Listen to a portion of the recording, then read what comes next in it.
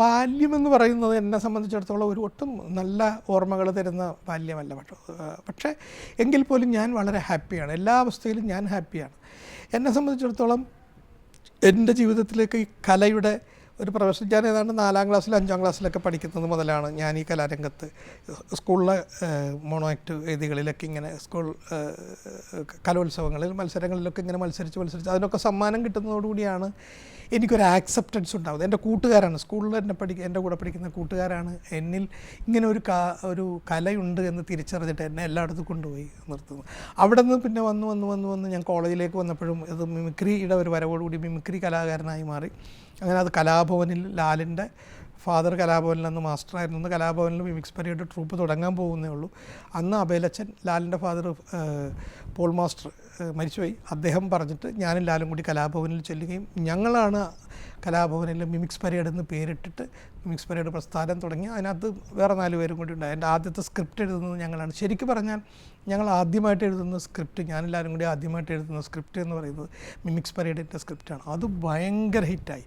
അത് കോളേജുകളിലേക്ക് അതൊരു ക്രേസായി. അതിൽ നിന്ന് ഒരുപാട് പേര് സിനിമയിലേക്ക് വന്നു, ഞങ്ങളുൾപ്പെടെ. ജയറാം, കലാഭവൻ മണി, ദിലീപ്, ഹരിശ്രീ അശോകൻ, സൈനുദ്ദീൻ, NF വർഗീസ്, അങ്ങനെ എല്ലാവരും, സലീം കുമാർ, അങ്ങനെ ഇന്നും വന്നുകൊണ്ടിരിക്കുകയാണ് ആ മിമിക്രി രംഗത്ത് നിന്നും കലാകാരന്മാർ. അതിന് തുടക്കം കുറിച്ചത് ഞങ്ങളാണ്.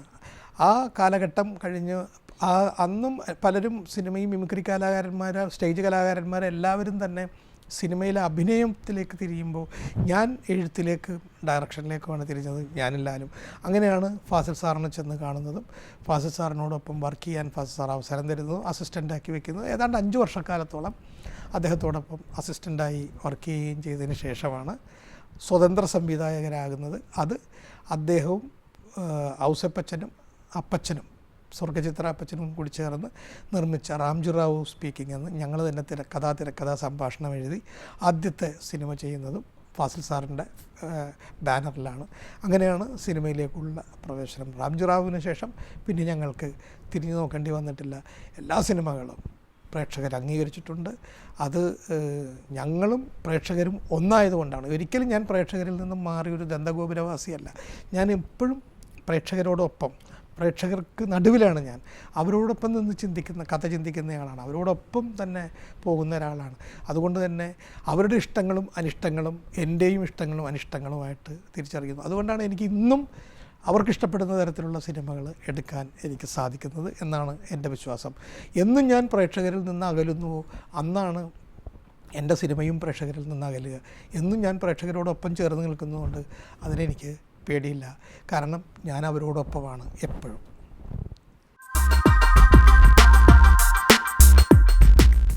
ആദ്യമായിട്ട് ഫാസിൽ സാറിനോടൊപ്പം വർക്ക് ചെയ്യാൻ തുടങ്ങുമ്പോൾ നമുക്കൊന്നും അറിയില്ല, ഒരു കാര്യങ്ങളും പിടുത്തം കിട്ടുന്നില്ല. അപ്പോൾ ഷൂട്ടിംഗ് ലൊക്കേഷനിൽ ചെന്നു. അപ്പോൾ ലാലിന് ആർട്ട് സെക്ഷനാണ് ലാലിൻ്റെ ചുമതല. ആർട്ട് പരമായിട്ടുള്ള കാര്യങ്ങൾ, ഈ കലാസംവിധായകൻ്റെ ജോലിയാണ്, അസിസ്റ്റൻ്റ് എന്നുള്ള ജോലിയാണ്. അപ്പോൾ ആർട്ട് സെക്ഷൻ നമുക്ക് അസിസ്റ്റൻറ്റ് ഡയറക്ടേഴ്സിന് കോസ്റ്റ്യൂമിനൊരു സെക്ഷൻ ഉണ്ടാവും, ഒരാളുണ്ടാവും. ആർട്ടിനൊരു സെക്ഷൻ ഉണ്ടാവും. ഡയലോഗുകൾ നോക്കാൻ, സൂപ്പർവൈസ് ചെയ്യാൻ ഒരാളുണ്ടാവും. പിന്നെ കണ്ടിന്യൂറ്റി നോക്കാൻ ഇങ്ങനെ ഒരാളുണ്ടാവും. അങ്ങനെ പല സെക്ഷനിൽ ലാലിന് ആർട്ട് സെക്ഷനും എനിക്ക് ഡയലോഗ് സൂപ്പർവിഷനുമാണ്. അപ്പം നമ്മൾ രണ്ടുപേരും ഇത് എല്ലാം റെഡിയാക്കി ഷൂട്ടിങ് തുടങ്ങി കഴിയുമ്പോൾ നമുക്കൊന്നും മനസ്സിലാകുന്നില്ല. കാരണം എടുത്ത സീൻ തന്നെ വീണ്ടും എടുക്കുന്ന പോലെയൊക്കെയാണ് നമുക്ക് തോന്നുന്നത്. കാരണം എടുത്തതിൻ്റെ ക്യൂ പറഞ്ഞിട്ടാണ് പിന്നെ ലാസ്റ്റ് ഷോട്ടിൻ്റെ ലാസ്റ്റ് ഡയലോഗ് ക്യൂ പറഞ്ഞിട്ടാണ് അടുത്ത ഷോട്ടിലേക്ക് വരിക. അപ്പോൾ നമുക്കിത് മനസ്സിലാകുന്നില്ല, ഇത് ആ ഡയലോഗ് എടുത്തതാണല്ലോ, പിന്നെ ഇതിലും പറയുന്നുണ്ടല്ലോ എന്നൊക്കെ ഉള്ളൊരു കൺഫ്യൂഷനാണ്. പക്ഷേ കാലക്രമേണയാണ് അത് മനസ്സിലാക്കി. അപ്പോഴും നമ്മൾ ഇതൊരു സിനിമ ചെയ്യാൻ വേണ്ടിയിട്ട് ഞാനാണെങ്കിൽ ഇങ്ങനെ ചെയ്യും, ഞാനാണെങ്കിൽ അങ്ങനെ ചെയ്യും എന്ന് ഞാൻ ചിന്തിച്ചിട്ടില്ല.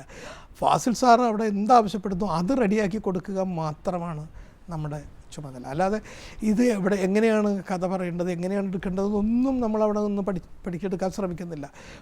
ഫാസിലിൻ്റെ സിനിമ കണ്ടാണ് നമ്മൾ പഠിക്കുന്നത്. സിനിമ സ്ക്രീനിൽ കണ്ടിട്ട് അതിനകത്ത് എന്തൊക്കെയാണ് കാര്യങ്ങൾ, എങ്ങനെയാണ് ട്വിസ്റ്റ് വരുന്നത്, എങ്ങനെയാണ് കഥയിൽ ടേൺസ് വരുന്നത്, എങ്ങനെയാണ് പ്രേക്ഷകൻ മുൻപോട്ടിരിക്കുന്നത്, എങ്ങനെയാണ് പ്രേക്ഷകൻ കൈയടിക്കുന്നത്, എങ്ങനെയാണ് പ്രേക്ഷകൻ കരയുന്നത്, ഇതൊക്കെയാണ് നമ്മൾ പഠിച്ചുകൊണ്ടിരുന്നത്. ടെക്നിക്കൽ സൈഡൊക്കെ നമുക്ക് എപ്പോഴും പഠിക്കാവുന്ന കാര്യങ്ങളാണ്. ഈ ഇമോഷൻ, എങ്ങനെയാണ് ഒരു ഇമോഷനെ എടുത്തത്, ഡെവലപ്പ് ചെയ്ത് അത് സ്ക്രീനിൽ ഇമ്പാക്റ്റ് ഉണ്ടാക്കുന്നത്, ഇതൊക്കെയാണ് ശ്രദ്ധിച്ചുകൊണ്ടിരുന്നത്. പിന്നീട് അദ്ദേഹം തന്നെ ഞങ്ങൾക്ക് റാംജി റാവു സ്പീക്കിംഗ് എന്ന സിനിമ ചെയ്യാൻ അവസരം തന്നപ്പോഴാണ് ആദ്യമായിട്ടിത് ഞാൻ ഫേസ് ചെയ്യുന്നത്. കാരണം ക്രൂ കംപ്ലീറ്റ് വന്നു കഴിഞ്ഞു, ക്യാമറ വന്നു കഴിഞ്ഞു, ക്യാമറമാൻ വന്നു, ലൈറ്റുമായിട്ട് ലൈറ്റ് ബോയ്സ് വന്നു, യൂണിറ്റ് വന്നു, ആർട്ടിസ്റ്റ് വന്നു, മേക്കപ്പ് ഇട്ട് കഴിഞ്ഞു. ഇനി ഞാൻ ലാലും വെക്കുന്ന ഫ്രെയിമിലാണ് അവർ അഭിനയിക്കേണ്ടത്. ഈ ഫ്രെയിം വെക്കുന്നത് എങ്ങനെ എന്ന് പറയുന്ന ആദ്യത്തെ ചോദ്യം അതൊരു വല്ലാത്ത അവസ്ഥയാണ്. എങ്ങനെ ഷോട്ട് വെക്കണം? അവിടെയാണ് ഒരു ഡയറക്ടർ ഒരു തീരുമാനം എടുക്കേണ്ടത്. കണ്ടൻറ്റ് എന്ന് പറയുന്നത് എന്താണ്? കണ്ടൻറ്റ്. ആ കണ്ടൻറ്റിനെ ഏറ്റവും നന്നായിട്ട് ഇമ്പാക്റ്റോടുകൂടി കാണിക്കാൻ പറ്റുന്നതായിരിക്കണം ഷോട്ട് എന്ന് പറയുന്നത്. അപ്പോൾ നമ്മുടെ കണ്ടൻറ്റിനെയാണ് നമ്മൾ ഫോളോ ചെയ്യുന്നത്. ഈ കണ്ടൻറ്റ് പറയാനാണ് ഷോട്ട്. ആ കണ്ടൻറ്റിന് ഏത് കഥാപാത്രം ആണ് അതിനകത്ത് ഏറ്റവും ഇമ്പോർട്ടൻ്റ് ഡയലോഗ് പറയുന്നത്, അയാളുടെ ഒരു പ്രോമിനൻസ് എങ്ങനെയായിരിക്കണം, പിന്നെ ഇതിൻ്റെ ഒരു തുടക്കം, ഇതിനകത്തേക്ക് ഒരു ക്യൂരിയോസിറ്റി ഉണ്ടാകണമെങ്കിൽ എങ്ങനെ വേണം, ഇതിൻ്റെ പ്രീവിയസ് സീനിൻ്റെ എൻഡ് എന്താണ്, ഇത് കഴിഞ്ഞിട്ട് ഈ സീൻ കഴിഞ്ഞിട്ട് ലാസ്റ്റ് ഷോട്ട് കഴിഞ്ഞിട്ടുള്ള അടുത്ത ഷോട്ടിൻ്റെ തുടക്കം എന്താണ്. അപ്പോൾ ഈ ഷോട്ടിൻ്റെ എൻഡും ആ ഷോട്ടിൻ്റെ തുടക്കവും തമ്മിലെപ്പോഴും മാച്ചിങ് ആയിരിക്കണം. അപ്പോഴാണ് നമ്മൾ എഡിറ്റിങ്ങൊക്കെ ഒരു സ്മൂത്ത് ആവുള്ളൂ. ഇതൊക്കെ മനസ്സിൽ വെച്ചുകൊണ്ടാണ് സിനിമ ഓരോന്നോരോന്ന് എടുത്തു തുടങ്ങിയത്. അപ്പോൾ എന്ത് കാര്യങ്ങൾ ചെയ്യുന്നതിന് മുമ്പ് നല്ല പ്രിപ്പറേഷൻ വേണം. ആദ്യം എന്താണ് ചെയ്യേണ്ടത്, എന്തിനാണിത് ചെയ്യേണ്ടത്, എന്താണ് നമുക്ക് വേണ്ടത് എന്നുള്ളത് നമ്മൾ മനസ്സിൽ ഉറപ്പിച്ചു കഴിഞ്ഞാൽ പിന്നെ നമുക്ക് യാതൊരു കൺഫ്യൂഷനും ഇല്ല. ആർക്കും നമ്മളെ കൺഫ്യൂസ് ചെയ്യാനും പറ്റില്ല. എനിക്ക് വേണ്ടത് ഇതാണ്, എൻ്റെ കഥയിൽ ഇതാണ് കഥാസന്ദർഭം. ഈ കഥാസന്ദർഭത്തിൽ ഈ സീനിൽ നിന്നും ഓഡിയന് കിട്ടേണ്ട ഇമ്പാക്റ്റ്, ചിരിയാണെങ്കിൽ ചിരി, സങ്കടമാണെങ്കിൽ സങ്കടം, അതല്ല ദേഷ്യമാണ് വരേണ്ടതെങ്കിൽ ദേഷ്യം, ഒരു കഥാപാത്രത്തോട് ഇറിറ്റേഷനാണ് വരേണ്ടതെങ്കിൽ ഇറിറ്റേഷൻ, ഒരു കഥാപാത്രത്തോട് സിമ്പതിയാണ് വരേണ്ടതെങ്കിൽ സിമ്പതി. അതാണ് ഈ സീനിൽ നിന്ന് നമ്മൾ ഡെവലപ്പ് ചെയ്തെടുക്കേണ്ടത് എന്നുള്ള ഒരു കണ്ടെത്തലോടുകൂടിയാണ് നമുക്ക് വളരെ ആശ്വാസമായി. ഇങ്ങനെയാണ് സിനിമ എടുക്കുക. ഇത് പഠിച്ചതല്ല, നമ്മൾ അവിടെ ഇരുന്ന് ചിന്തിച്ചതാണ്. ഈ സീൻ എങ്ങനെയാണ് എടുക്കുന്നത്, ഈ സീനിൻ്റെ ഇമ്പാക്റ്റ് എന്തായിരിക്കണം എന്നുള്ള തീരുമാനമാണ് ആദ്യ ഷോട്ട് വയ്ക്കാൻ നമ്മളെ പ്രേരിപ്പിക്കുന്നത്. ആ ആദ്യ ഷോട്ട് തെറ്റിയാൽ ബാക്കിയെല്ലാം തെറ്റും. എപ്പോഴും ഒരു സിനിമയുടെ ഒരു സീനിൻ്റെ ഫസ്റ്റ് ഷോട്ട് കറക്റ്റാണെങ്കിൽ പിന്നെ എല്ലാം കറക്റ്റായിരിക്കും. അപ്പോൾ എപ്പോഴും ഒരു സീൻ എടുക്കുമ്പോൾ അതിൻ്റെ ആദ്യത്തെ ഷോട്ട് വളരെ ഇമ്പോർട്ടൻ്റ് ആണ്. അത് തന്നെ നമ്മൾ വളരെ റോങ് ആയിട്ടൊരു ഷോട്ട് വെച്ച് കഴിഞ്ഞാൽ പിന്നെ അതിനകത്തേക്ക് ഒരു ഇമ്പാക്റ്റ് കൊണ്ടുവരിക, അതിൽ നിന്ന് ആ സാധനം വർക്കൗട്ട് ചെയ്യിച്ചെടുക്കുക വലിയ പ്രയാസമാണ്. എപ്പോഴും നമ്മൾ കണ്ടൻറ്റിൻ്റെ മനസ്സിൽ വെച്ചുകൊണ്ട്, ആർട്ടിസ്റ്റുകളെ കണ്ടുകൊണ്ട്, അതിന് പ്രേക്ഷകനെയും മനസ്സിൽ കണ്ടുകൊണ്ട്, പ്രേക്ഷകനോടാണ് നമ്മളിത് കമ്മ്യൂണിക്കേറ്റ് ചെയ്യാൻ പോകുന്നത്. അവന് ഏറ്റവും നന്നായി, ഏറ്റവും രസകരമായിട്ട് ഈ ഇമ്പാക്റ്റ്, ഈ കണ്ടൻറ്റ് എങ്ങനെ കിട്ടും എന്ന് മനസ്സിൽ വെച്ചുകൊണ്ടായിരിക്കണം ക്യാമറയെ നമ്മൾ ഫ്രെയിം ചെയ്യേണ്ടത്.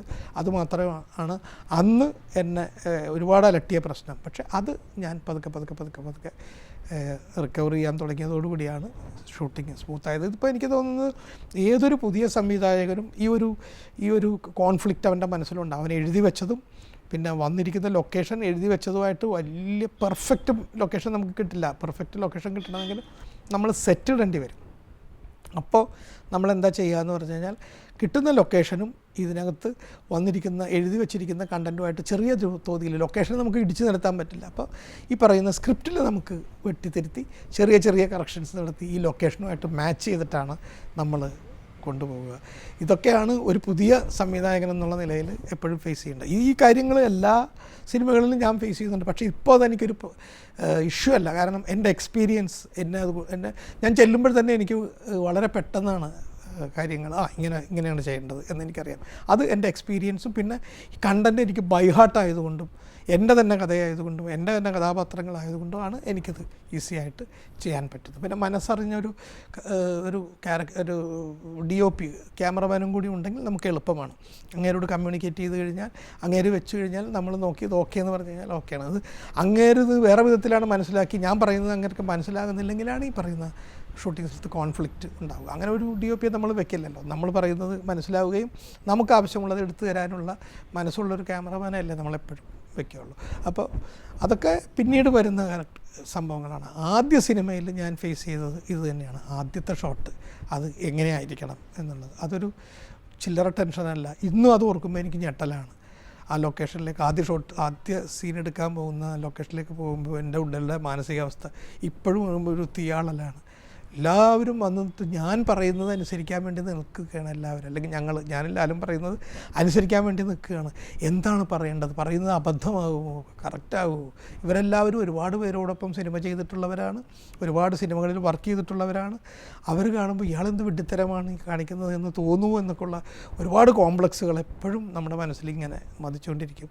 അതിനെല്ലാം ഓവർകം ചെയ്തുകൊണ്ടാണ് നമ്മൾ കണ്ടൻറ്റിലേക്ക് പോവുക. അപ്പോൾ നമുക്ക് ഈസി ആയിട്ട് ഷോർട്സ് വരും. സിനിമ എന്നെ പഠിപ്പിച്ചു എന്ന് പറയുന്നത് വളരെ വിചിത്രമായൊരു കാര്യമാണ് നമ്മളെ പഠിപ്പിക്കുന്നത്. എപ്പോൾ നമുക്ക് വാല്യൂ ഉണ്ടോ അതുവരെ നമ്മളെ ആളുകൾ മതിക്കുകയുള്ളൂ. ഇപ്പോൾ ഞാനൊരു അടുത്ത കാലത്താണ് ഒരു കണ്ണദാസൻ്റെ പാട്ട് ഞാൻ കേൾക്കുന്നത്. നിനക്ക് വിലയുള്ളപ്പോഴേ നിന്നെ ആളുകൾ മതിക്കുകയുള്ളൂ, നിൻ്റെ വില എപ്പോൾ ഇറങ്ങുന്നു അപ്പം നിന്നെ ചവിട്ടും എന്ന് കണ്ണദാസൻ വർഷങ്ങൾക്ക് മുമ്പ് എഴുതിയ പാട്ടുണ്ട്. അത് പരമശിവൻ്റെ കഴുത്തിലിരിക്കുന്ന പാമ്പിനോട് ഗരുഡൻ സൗഖ്യമാണോ എന്ന് ചോദിച്ചു. അതാണ് ആ പാട്ടിൻ്റെ കണ്ടം. പരമശിവൻ്റെ കഴുത്തിൽ പാമ്പുണ്ടല്ലോ, പാമ്പിനെ എവിടെ കണ്ടാലും പൊക്കിക്കൊണ്ട് പോകും ഗരുഡൻ. ആ ഗരുഡൻ ചോദിക്കുകയാണ്, ഗരുഡൻ പാമ്പിനോട് നിനക്ക് സൗഖ്യമാണോ എന്ന് ചോദിക്കുകയാണ്. അല്ല, പാമ്പ് ചോദിക്കുകയാണ് ഗരുഡനോട്, ഗരുഡ നിനക്ക് സൗഖ്യമാണ്. കാരണം പാമ്പിൻ്റെ അഹങ്കാരമാണ്. കാരണം ഞാനിരിക്കുന്ന പരമശിവൻ്റെ തലയിലാണ്, നീ അതിനകത്ത് നിനക്ക് തൊടാൻ പറ്റില്ല, എന്നെ തൊടുന്നത് പോയിട്ട് എൻ്റെ അടുത്തേക്ക് പോലും നിനക്ക് വരാൻ പറ്റില്ല ഗരുഡ, അല്ലെങ്കിൽ ഞാൻ വേറെ എവിടെയാണെങ്കിലും നീ കൊണ്ടുപോകും. ഇപ്പം നിനക്ക് സുഖമല്ലേ ഗരുഡ എന്ന് ഇവന് സുഖവിവരം അന്വേഷിക്കാനുള്ളൊരു ധൈര്യം കിട്ടിയത് പരമശിവൻ്റെ കഴുത്തിലിരുന്നാണ്. അപ്പോൾ ഗരുഡൻ അതിന് മറുപടി പറയുന്നത്, ഓരോരുത്തരും ഇരിക്കേണ്ട സ്ഥലത്തിരുന്നാൽ എല്ലാവർക്കും സൗഖ്യം. അതാണ് ഗരുഡൻ പറഞ്ഞത്.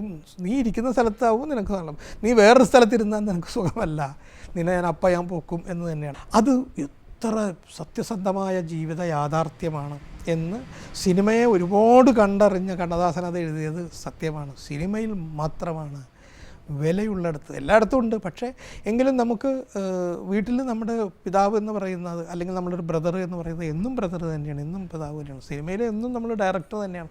പക്ഷേ നമുക്ക് വാല്യൂ ഇല്ലാതെ ആകുകയാണെങ്കിൽ നമ്മളുടെ വാക്കുകൾ ആരും ശ്രദ്ധിക്കില്ല, നമ്മുടെ സിനിമകളാരും ശ്രദ്ധിക്കില്ല, പിന്നെ അതുപോലെ നമ്മൾ എവിടെ ചെന്നാലും നമുക്കൊരു വാല്യൂ ഉണ്ടാവില്ല. അപ്പം വില എന്ന് പറയുന്നത് അതൊരു ചില്ലറ കാര്യമല്ല. നമുക്ക് വാല്യൂ ഉണ്ടാകണം, ആ വാല്യൂ നമുക്ക് നിലനിർത്താൻ സാധിക്കണം.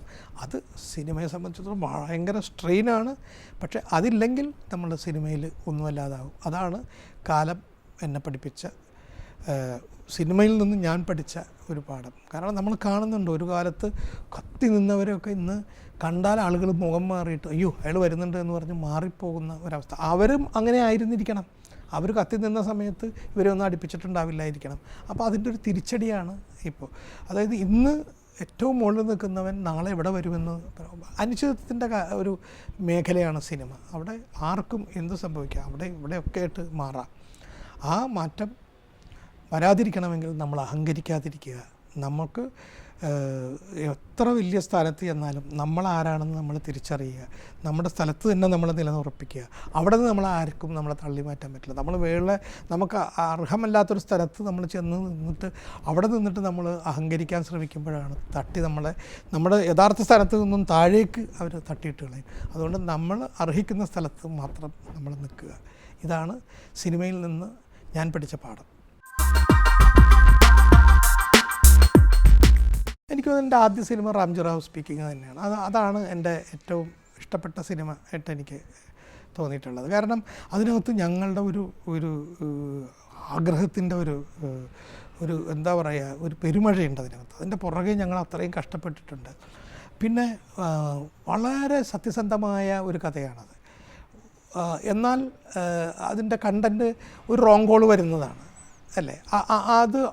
അത് ഒരിക്കലും നാച്ചുറലല്ല, അൺനാച്ചുറലാണ്. പക്ഷെ അതിനെപ്പോലും നമ്മൾ അത് ലോജിക്കലാക്കിയിട്ട് ഒരു റോങ് നമ്പർ അടിച്ച് ഡയറക്ടറിയിൽ വരുന്ന മിസ്റ്റേക്ക് ആയതുകൊണ്ടാണ് അതിങ്ങനെ കണ്ടിന്യൂസ് ആയിട്ട് റോങ് നമ്പർ വരുന്നതെന്ന് പറഞ്ഞിട്ട് ആ ലോജിക്ക് കറക്റ്റ് ചെയ്തിട്ട് വളരെ നാച്ചുറലായിട്ടാണ് ആ അൺനാച്ചുറൽ എലമെൻറ്റിനെ പോലും നമ്മൾ സമീപിച്ചിരിക്കുന്നത്. പിന്നെ വളരെ സിമ്പിളാണ്, ഏറ്റവും ചെറിയ ചിലവിൽ ഏറ്റവും ചെറിയ താരങ്ങളെ കൊണ്ട് എടുത്ത സിനിമയാണ്.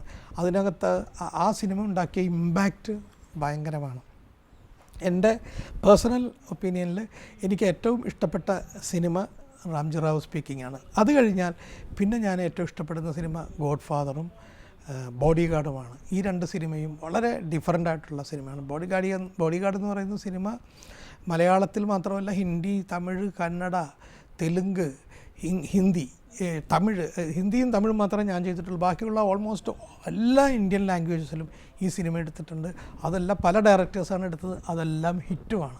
അപ്പോൾ അത്തരം ഒരു കഥ എന്നിലുണ്ടായതിലും എനിക്ക് ഒരുപാട് സന്തോഷമുണ്ട്. അപ്പോൾ അത് ഈ കാലഘട്ടത്തിലെ അന്യ സംസ്ഥാനത്തിലുള്ള ചെറുപ്പക്കാരാണ് അവർക്ക് ആ സിനിമ ഇഷ്ടപ്പെട്ടിരിക്കുന്നത്. അപ്പോൾ നമുക്ക് ഉണ്ടാകുന്നൊരു കോൺഫിഡൻസ് ഭയങ്കരമാണ്. നമ്മളുണ്ടാക്കുന്നൊരു കഥ ഇന്ത്യയിലെ എല്ലാ സംസ്ഥാനത്തിലുള്ള ആളുകൾക്കും ഇഷ്ടമാകുന്നു എന്ന് പറയുന്നത് ഒരു ചില്ലറ കാര്യമല്ല. ഞാനിവിടെ കൊച്ചു മലയാളത്തിന് വേണ്ടി എടുത്തൊരു സിനിമയാണ്. ആ സിനിമ ഇന്ത്യയിലെ എല്ലാ ഭാഷക്കാരും ഇഷ്ടപ്പെടുന്നു എന്ന് പറയുന്നത് ചില്ലറ കാര്യമല്ല. അതുപോലെ റാംജി റാവു എടുത്തത് 89-ലാണ്. അത് ഏതാണ്ട് 20 വർഷത്തിന് ശേഷമാണ് അത് ഹിന്ദിയിലേക്ക് റീമേക്ക് ചെയ്യുന്നത് പ്രിയദർശൻ, ഹിരാപ്പേരി. അതവിടെ സൂപ്പർ ഡൂപ്പർ ഹിറ്റാണ്. അപ്പോൾ 20 വർഷം മുമ്പ് ഞാൻ എഴുതിയ കഥ 20 വർഷങ്ങൾക്ക് ശേഷവും ഇന്ത്യ മൊത്തം അതിന് സജീവമായ അംഗീകാരം ഉണ്ടാവുകയും അത് ഓക്കെയാണ്, ആ കഥയ്ക്ക് ആളുകളെ പിടിച്ചിരുത്താൻ സാധിക്കുന്നു, ആ കഥയെ ആളുകൾക്ക് ഇഷ്ടമാകുന്നു എന്ന് പറയുന്ന ഒരു ചില്ലറ കാര്യമല്ല. അതുകൊണ്ട് തന്നെ ആ 2 സിനിമകളും എനിക്ക് വളരെ ഇഷ്ടമാണ്. പിന്നെ ഗോഡ് ഫാദറും ഹരിഹർ നഗറും ഇതൊക്കെ ഡിഫറെൻ്റ് ആയിട്ടുള്ള സിനിമയാണ്. എങ്കിലും ഈ 4 സിനിമകളും എനിക്ക് ഭയങ്കര ഇഷ്ടപ്പെട്ട സിനിമകൾ തന്നെയാണ്. ഏറ്റവും കൂടുതൽ പറയാൻ പറ്റുന്നത് റാംജി റാവു തന്നെയാണ്. റാംജി റാവുവിൽ നമ്മൾ ആദ്യം എടുത്തത് അത് സ്ക്രിപ്റ്റിലില്ലാത്തൊരു സീൻ ഞങ്ങൾ എഴുതി ചേർത്താണ്. കാരണം ഉദയയിൽ തന്നെ തുടങ്ങണമെന്ന് പറഞ്ഞു. അങ്ങനെ ഉദയയുടെ മുമ്പിൽ ഒരു ചെറിയ കപ്പേളയുണ്ട്. അവിടെ ഒരു മാതാവിൻ്റെ ഒരു പ്രതിമയുണ്ട്. ആ മാതാവിൻ്റെ മുമ്പിൽ വന്നിട്ട് സായികുമാർ, ആക്ച്വലി സായികുമാർ ഹിന്ദുവാണ്, എന്നിട്ടും അവിടെ വന്നിട്ട് വിളക്ക് കത്തിച്ച് മെഴുകുതിരി കത്തിച്ചിട്ട് ഒരു ഇൻ്റർവ്യൂവിന് പോവുകയാണ്. ദൈവമേ, ഈ ഇൻ്റർവ്യൂവിനെങ്കിലും ഇത്തവണയെങ്കിലും എനിക്ക് ആ ജോലി കിട്ടണേ എന്ന് പ്രാർത്ഥിച്ചുകൊണ്ട് പോകുന്നതാണ്. പടത്തിലിടയ്ക്ക് ഇടാൻ വേണ്ടിയിട്ട് നമ്മൾ എടുത്തു വെച്ചതാണ്. അതാണ് ആദ്യത്തെ ഷോട്ട്. ആ ആദ്യ ഷോട്ട് എന്ന് പറയുന്നത് സായികുമാറിനെ സംബന്ധിച്ചിടത്തോളം ആദ്യ ഷോട്ടാണ്. അതായത് ഇതോടുകൂടി ഞാൻ രക്ഷപ്പെടണേ എന്നാണ് സായികുമാർ ആ മാതാവിൻ്റെ മുമ്പിൽ പ്രാർത്ഥിച്ചത്. ആ പ്രാർത്ഥന എന്ന് പറയുന്നത് എൻ്റെയും ലാലിൻ്റെയും സായികുമാറിൻ്റെയും രേഖയുടെയും ആ സിനിമയിൽ വർക്ക് ചെയ്ത എല്ലാവരുടെയും കൂടി പ്രാർത്ഥനയാണ്. ഈ സിനിമയോടുകൂടി ഞങ്ങളെല്ലാവരും രക്ഷപ്പെടണമെന്നായിരുന്നു. ആ പ്രാർത്ഥന ഫലിച്ചു. ഞങ്ങളെല്ലാവരും ഇന്ന് മലയാള സിനിമയിൽ അറിയപ്പെടുന്നവരായി ആ സിനിമയോടുകൂടി. You're watching me on metromatney.com. on metromatney.com. metromatney.com. Subscribe for more videos. Subscribe for more videos. Subscribe here for more videos. Subscribe now. Thank you.